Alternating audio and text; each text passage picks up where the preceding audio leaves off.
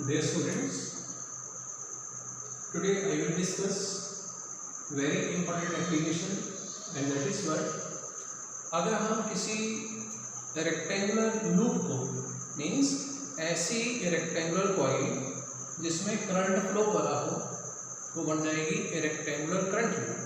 अगर ऐसे rectangular current loop को मैं यूनिफॉर्म मैग्नेटिक फील्ड B के बीच में रखूं at an angle theta, this angle is theta, then because of this magnetic field इस रेक्टेंगुलर लूप के ऊपर एक टॉर्क एक्ट करेगी। मींस ये लूप मैग्नेटिक फील्ड के बीच में रोटेट करना शुरू कर देगा, घूमना शुरू कर देगा। ठीक, तो उस टॉर्क की कितनी वैल्यू होगी हमने वो फाइंड आउट करना है। क्लियर? तो हम क्या करेंगे, इस रेक्टेंगुलर लूप की जो 4 आर्म जो है PG, GK, KM and MP, इन चारों की चारों arms of the rectangular loop के ऊपर क्या करेंगे, because of the magnetic field B force find out करेंगे। उस फोर्स की डायरेक्शन स्पेसिफाई करेंगे। डायरेक्शन दी जाएगी with the help of Fleming left hand thumb rule. Clear? कितनी वैल्यू होगी वो फाइंड आउट करेंगे। अगर डायरेक्शन अपोजिट हुई, लाइन ऑफ एक्शन सेम हुआ तो कैंसिल आउट हो जाएगी। अगर वैल्यू सेम हुई, लाइन ऑफ एक्शन डिफरेंट हुए तो वो कैंसिल आउट नहीं होंगे और वो टॉर्क जनरेट करने में सच फोर्सेस हेल्प करेंगे। वैल्यू अगर सेम हुई, डायरेक्शन अपोजिट हुई, लाइन ऑफ एक्शन सेम हुआ तो उन फोर्सेस का बेटा कोई भी रोल नहीं रहेगा इस रेक्टेंगुलर लूप को मैग्नेटिक फील्ड के बीच में घुमाने के लिए। तो कौन से फोर्सेस का रोल होगा वो स्पेसिफाई करेंगे, वैल्यू फाइंड आउट करेंगे, देन टॉर्क। क्लियर? इस लूप की ये वाली जो PG आर्म है उसके ऊपर फोर्स एक्ट करेगी बेटा, वो होगी मैंने ले ली F1 और वो कितनी आएगी, करंट I फ्लो करी है, I into what is this, current P से G फ्लो कर रहा है cross B magnetic field. F1 that will equal to I, PG की वैल्यू कितनी है, that is equal to 10 this magnetic field B, PG vector होगा current की direction में, इन दोनों में एंगल, करंट डाउनवर्ड एंगल कितना 90 डिग्री, तो साइन 90 डिग्री। सो F1 फोर्स जो इस PG आर्म पर एक्ट करेगी उसकी वैल्यू कितनी आ जाएगी, I LB के बराबर। Clear? Late it be equation number 2। इसी तरह से ये वाली जो आर्म है KM उसके ऊपर फोर्स फाइंड आउट करेंगे। उस फोर्स की वैल्यू होगी F2 वेक्टर कितनी, I into KM vector cross magnetic field, क्योंकि F is equal to I L vector cross magnetic field होता है। तो फोर्स की वैल्यू कितनी आ गई, I KM कितना है equal to B magnetic field this KM current की डायरेक्शन में करेगा, करंट बेटा अपवर्ड, मैग्नेटिक फील्ड B इस आर्म के ऊपर परपेंडिकुलर एक्ट कर रहा है, इसलिए sine 90 degree that is equal to 1। तो F2 फोर्स कितना आ गया, this one is not KM, that edge पर डायग्राम KM की वैल्यू लेंथ के बराबर है, क्योंकि ये और ये साइड में होगा, तो ये आएगी L, ये LB के बराबर। इसको इक्वेशन नंबर 2 ले लेते हैं। क्लियर? अब इन दोनों फोर्सेस की डायरेक्शन को स्पेसिफाई करेंगे। डायरेक्शन स्पेसिफाई की जाएगी with the help of Fleming left hand thumb rule. इस आर्म के ऊपर because of this magnetic field कितनी फोर्स एक्ट करेगी, फोर्स F1 एक्ट करेगी। कौन सी डायरेक्शन एक्ट करेगी, Fleming left hand thumb rule apply करेगी। ये मैग्नेटिक फील्ड की डायरेक्शन, तो मैंने मैग्नेटिक फील्ड की डायरेक्शन में इसको सेट कर दिया। क्लियर? देन करंट डाउनवर्ड आ रहा है तो करंट की डायरेक्शन में मैंने सेंटर फिंगर को कर दिया। फोर्स कैसे आएगा, आउटवर्ड, तो आउटवर्ड में ऐसे तो 2D में स्पेसिफाई नहीं कर सकता हूँ, लेकिन इसको ऐसे स्पेसिफाई कर रहा हूँ। क्लियर? तो F1 फोर्स जो है वो कितना एक्ट करेगा, वो होगा ऐसे, इस डायरेक्शन में एक्ट करेगा, ये ऐसे 90 डिग्री होगा। क्लियर। इसी तरह से हम यहाँ पर F2 की डायरेक्शन को स्पेसिफाई करेंगे। करंट अपवर्ड, मैग्नेटिक फील्ड ऐसे, इस तरफ ऐसे, हम इनवर्ट करेंगे। तो फोर्स F2 वेक्टर ऐसे करेंगे invert to the plane of this board, basically ऐसे करेंगे, लेकिन स्पेसिफाई इस तरह से करेंगे। सेम पैटर्न के ऊपर अब हम क्या करेंगे, जी के एंड एनपी आर्म के ऊपर फोर्सेस को फाइंड आउट करेंगे। इस आर्म के ऊपर जो फोर्स एक्ट करेगा जी के ऊपर, मान लेते हैं फोर्स दैट इज से, पहले इसके ऊपर मान लेते हैं F3। क्लियर। ये F3 फोर्स लेंगे, ये होगा, और होगी कितनी, करंट जी के vector cross magnetic field, current की डायरेक्शन जी से के, सो दैट्स व्हाई यहां जैसे जी के वेक्टर मार्क करेंगे। F3 कितनी आएगी, equal to I, ji K की वैल्यू हमने कितनी ली, equal to b vector cross magnetic field. ये बेटा करंट एलिमेंट है, करंट एलिमेंट की डायरेक्शन मैग्नेटिक, करंट एलिमेंट की डायरेक्शन करंट वाली, तो करंट ऐसे फ्लो कर रहा है, तो current element and magnetic field के बीच में एंगल थीटा, तो यहाँ पर F3 की वैल्यू आ जाएगी आई बी की साइन थीटा के बराबर। Let it be equation number 3। इसी तरह से ये वाली जो फोर्स F4 है इस आर्म के ऊपर, उसकी डायरेक्शन को स्पेसिफाई करते हैं। तो F4 फोर्स की वैल्यू F4 वेक्टर की होगी I M P vector cross magnetic field. I M P vector कितना है, M P and G K की वैल्यू सेम, कितनी, बी, तो B vector cross magnetic field.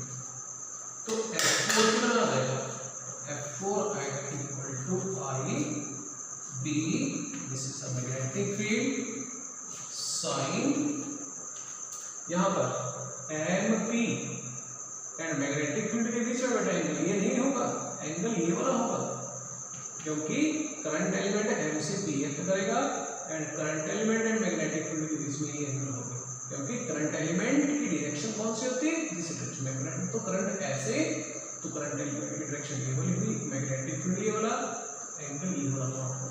कितना एंगल है ये, 180 degree minus theta.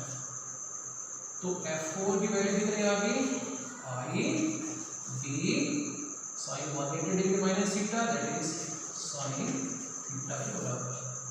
Late it be equation number 4।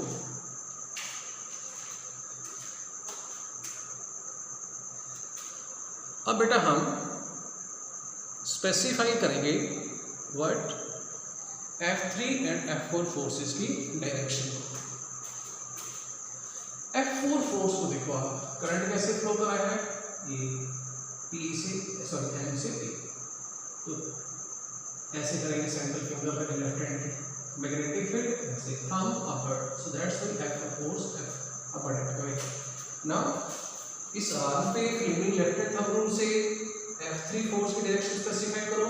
देखो आप, ए करंट, मैग्नेटिक फील्ड कैसे, सॉरी करंट ऐसे, ये देखो करंट जी से के, मैग्नेटिक फील्ड इस तरह से, हम downward, so that's why F3 force जी के आर्म के ऊपर जो है वो एक्ट करेगा नॉर्मली डाउनवर्ड। लेकिन बेटा अगर मैं इक्वेशन 3 एंड 4 का कंपैरिजन करूं, तो इक्वेशन 3 एंड 4 में F3 is equal to F force, तो इक्वेशन 3 एंड 4 से क्या है, F3 is equal to F4, दोनों फोर्सेस की line of action same, direction opposite, so that's why ये दोनों फोर्स एक दूसरे से कैंसिल आउट हो जाएंगे, मींस इन दोनों फोर्सेस का कोई रोल नहीं होगा इस पूरे के पूरे करंट लूप को मैग्नेटिक फील्ड के बीच में घुमाने के लिए। तो बच के कौन से दो फोर्सेस, F1 एंड F2।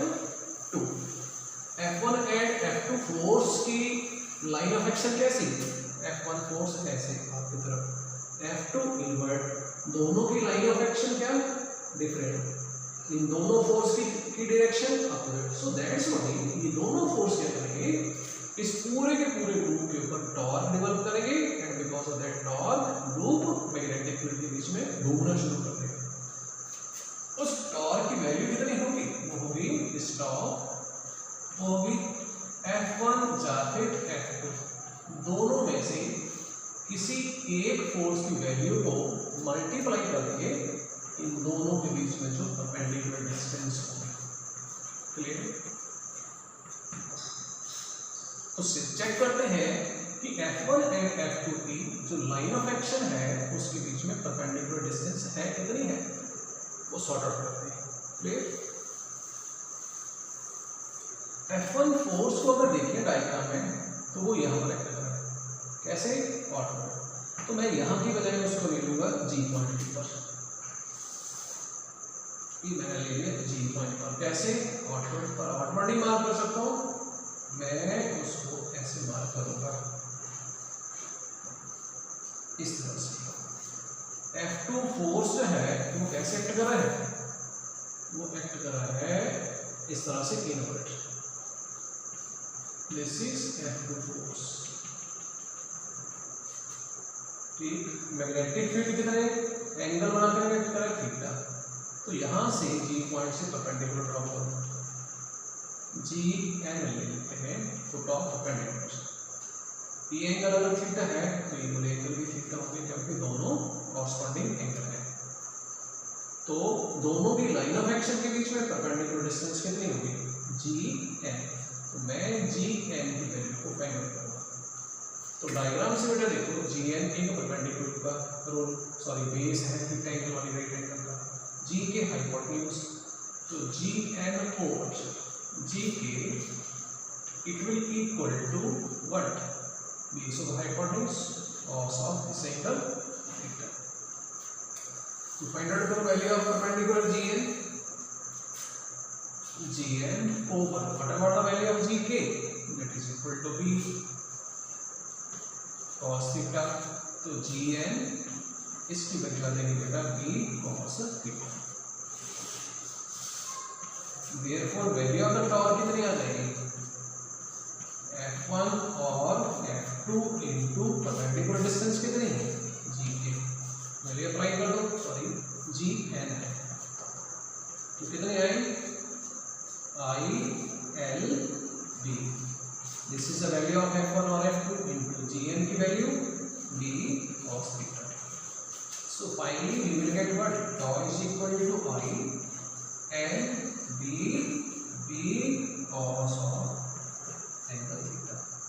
लेकिन बेटा ये लेंथ इनटू विड्थ क्या होगी, area of the plane of this rectangle, तो टॉ की वैल्यू कितनी आ जाएगी I एंड B कितना होगा, दैट इज A और ये B cos थीटा। यहाँ पर A that is the area of the plane of the roof. लेकिन बेटा ये टॉर्क जो है होता है वेक्टर क्वांटिटी, और वेक्टर क्वांटिटी में क्या आता है क्रॉस प्रोडक्ट, लेकिन क्रॉस प्रोडक्ट में क्या आता है साइन थीटा, यहाँ पर आ रहा है cos theta. So that's why इस कॉस थीटा को अब मैं लेकर के आऊंगा इन टर्म्स ऑफ साइन की फॉर्म में। चेक करते हैं ना, इस डायग्राम को देखें अगर आप, तो डायग्राम में बेटा ये लूप मैग्नेटिक फील्ड के बीच में थीटा एंगल बना करके लाइन कर रहे हैं। अगर मैं इस लूप का एरिया ले लूं A, तो वो बेटा ऐसे एक्ट करेगा, area of the plane of the loop. तो एरिया, अगर ये एरिया मैग्नेटिक फील्ड के साथ एंगल अल्फा बना रहा हो, ये बेटा ऐसे है, मैग्नेटिक फील्ड एंगल बना रहा है theta with the plane of the loop. अगर एरिया इस प्लेन का एंगल बनाए अल्फा विद मैग्नेटिक फील्ड, तो ऐसे एरिया ऐसे, क्योंकि एरिया नॉर्मली कॉन्स्टेंट, लेकिन उसको डायग्राम में ऐसे शो करें, ये एंगल कितना equal to area of plane of loop ना, तो ये एंगल बनाएगा कैसे alpha with what magnetic field. लेकिन ये पूरा एंगल कितना होगा, इक्वल टू 90 डिग्री, क्योंकि एरिया वेक्टर जो है वो होता है प्लेन ऑफ द लूप के परपेंडिकुलर। सो दैट्स व्हाई ये एंगल अल्फा प्लस थीटा कितना होगा, थीटा प्लस अल्फा, ये 90 डिग्री होगी। तो यहाँ से थीटा की वैल्यू आ जाएगी 90 degree minus alpha, value apply कर दो, देयरफॉर टाउ की वैल्यू कितनी आ जाएगी, I A b cos 90 degree minus alpha. तो टाउ की फाइनल वैल्यू कितनी आ गई, I A b and what about this is sine alpha. Result आ गया हमारे पास, इस लूप के ऊपर जो टॉर्क एक्ट करेगा वो कितना होगा, torque is equal to I A B sine alpha. Clear. लेकिन यहाँ जैसे जो चीज आपको कंफ्यूज कर सकती है वो क्या चीज होगी, दिस कंडीशन कि एंगल आया कैसे। इस रेक्टेंगुलर लूप को बेटा ऐसे देखो, क्लियर। अब पिक्चर देखो आप, मैग्नेटिक फील्ड ऐसे एक्ट कर रहा है और ये वाली एंगल कितनी है, ये एंगल थीटा। एरिया ऐसे एक्ट करेगा बेटा लूप के परपेंडिकुलर, ठीक। तो ये एंगल अगर मैं अल्फा ले रहा हूँ तो ये एंगल अल्फा ही लिया मैंने, एरिया ये स्केल के बड़ी वाली वुडन वाली मैग्नेटिक फील्ड। अगर ये एंगल मैं थीटा ले रहा हूँ डायग्राम के according, and area of the plane of the loop ये तो हमेशा परपेंडिकुलर होगा, और ये एंगल मैंने ले लिया अल्फा, तो अल्फा प्लस थीटा ये हो जाएगा 90 डिग्री, और वही मैंने लिया यहाँ से। सो फाइनली इस लूप के ऊपर जो करंट की फ्लो के कारण टॉर्क एक्ट करेगी वो होगी tau equal to I A B sine alpha.